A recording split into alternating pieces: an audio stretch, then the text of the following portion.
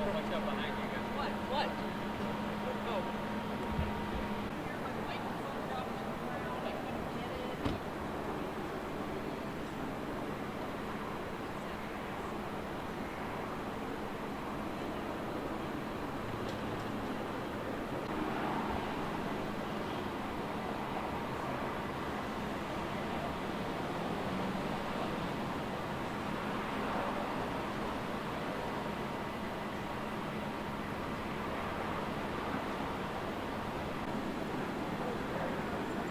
Get my good side.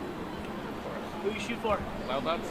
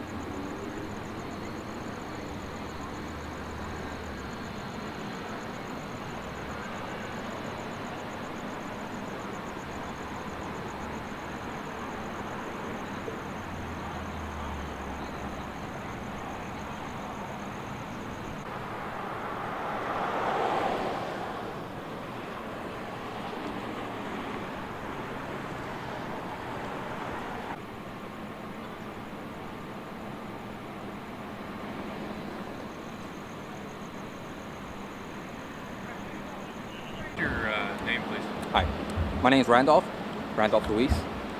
And what happened here today? What happened here is there was a subject who is a 602. What that means is it's a gentleman who's been notified several times he's not welcome on the property for trespassing. The gentleman had assaulted a customer previously in the past, so the property owners don't want him on the property for 1, assaulting a customer, 2, aggressive panhandling. He forces his way into people's doorways so that they have to give him money.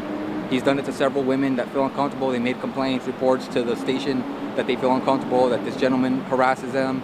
I notified him that he's not welcome to the property for the 100th time today. I notified him several times is what I'm trying to say. And today he was just really combative. He refused to comply with my orders. He walked into the store after being notified he's not welcome on the property whatsoever. He then walked in. I notified him he's going to be placed under arrest. When I went to effect an arrest to place him under arrest, he then struggled with me, tried to assault me. When I was on him to gain control, I had him in a headlock so I could get his arms because he was struggling, he was moving around. So I went to try to arrest him, and that's when I felt him trying to reach for my gun. When I had him in a headlock, I had one arm to control his arm because he was trying to elbow me. The other one had him in a headlock, so my hands weren't free whatsoever. I needed to get to my cuffs, which were on my chest. So I couldn't get to my cuffs because I have him in a headlock. This arm's controlling his from elbowing me or punching me. So I'm holding him like this. He manipulates and maneuvers his arm out because it started getting sweaty, maneuvered his way out. Then I feel him tapping for my gun, and that's when I was in fear for my life. And so I pepper sprayed him as he was exiting the door. And that's when I had the station cashier call for assistance because I felt I was overwhelmed. And the subject is hard to control. I believe he's under some type of methamphetamine. And that's pretty much the end of the story. He assaulted me, took off on foot, and LAPD caught him over there at Tommy's? Tommy's. He ran into the Tommy's restroom trying to wash off the pepper spray that I sprayed him with. Were you hurt in any way, or did he?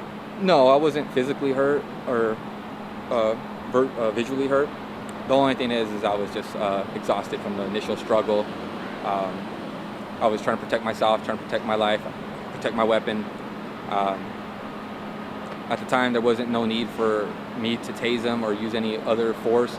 I felt I could get control of him if I could only get on top of him.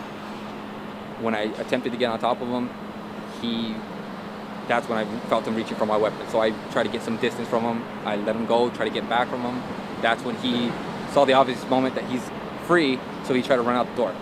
Then I chased after him, chased him out to about the pump area, where I then gave up my pursuit, observed what direction he traveled in, the cashier notified that she had already been on the phone with LAPD, notified them of the situation, and they were en route.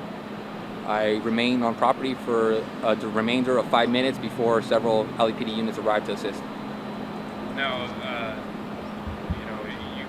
you don't have to be doing this for any length of time to know that it's a dangerous thing to be doing. Have you seen anything like this before, or have you been involved in anything like this before? Necessarily, I've only been involved in a similar situation like this once before with an African gentleman. He's a 5150. His name is Derek Washington Constantine Reed.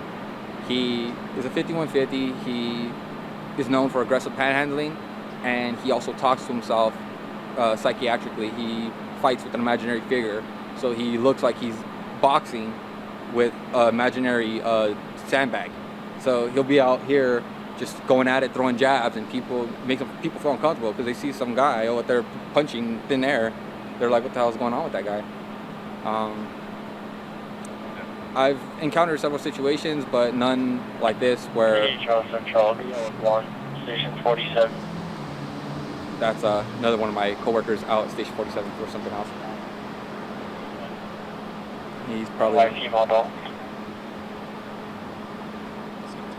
No, normally he has some serious calls. He's in San Bernardino. He works San Bernardino area, and out there's a lot of crackheads. But as of tonight, I haven't had a situation where I was in fear for my life, where I had a point to be fearful for my weapon being taken from me. At that time, I was giving him everything I could to try to keep that from happening. And at this point, I'm more or less just exhausted from the initial struggle than anything else. No physical scratches, bruises, nothing. It's just more or less the initial struggle of the whole situation. During that time when that happens, your adrenaline is up, your heart's pumping, you might not think rationally, you might just jump to the first conclusion, the first thought that comes in your head, and the first thought that came in my head was protecting myself from any harm and safety.